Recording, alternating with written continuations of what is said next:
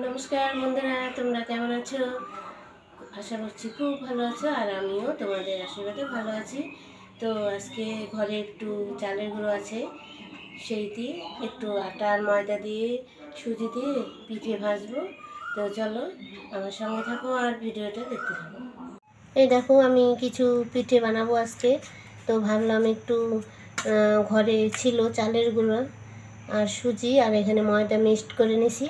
এখন এটাকে দুধ ঢেলে দেবো। দুধ ঢেলে দিয়ে এটাকে ভালো করে মিক্স করে নিয়ে কয়টা পিঠে ভাজবো, তেল পিঠে। তো চলো আমি এটা ভালো করে ব্যাটারটা তৈরি করে নিই। এই দেখো, চালের গুঁড়ো দিয়ে দিলাম,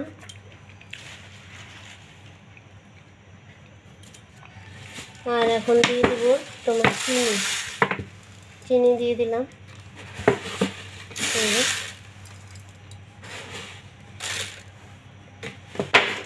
এটাকে এখন ভালো করে মিক্সড করে নেব, নিয়ে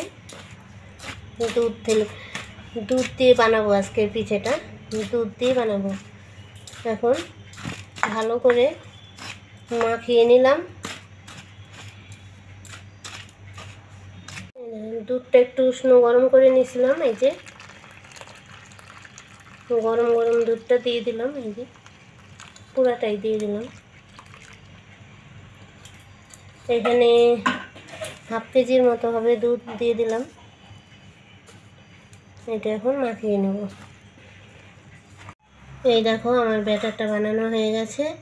এখন এটা রেস্টে রেখে দেব 20 মিনিট। তারপরে এটা ভাজবো, ভেজে নেব। আবার ভাজার সময় তোমাদের সঙ্গে দেখা করছি। আমরা বেশি বাড়িতে লোক নেই, তো তাই 5-7টা পিঠে ভেজেছি। এই দেখো, সুন্দর হয়েছে পিঠেগুলো।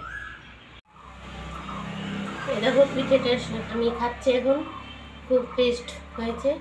তো আমার নিজেরটা নিজেই বলছি, তোমরা বাড়িতে বানিয়ে খেয়ে দেখো। তোমাদের তো দিতে পারছি না, তো এখন পিঠে খাবো আর পরে রান্নাবাড়ি শুরু করব। অনেকটা বেলা হয়ে গেছে। তো তোমরা আমার সঙ্গে থেকো আর আমার ভিডিওটা দেখো, কমেন্টে জানাবে কেমন হয়েছে। তো তোমরা আমাদের বাড়ি চলে এসো, নিমন্ত্রণ রইল পিঠে খাওয়ার।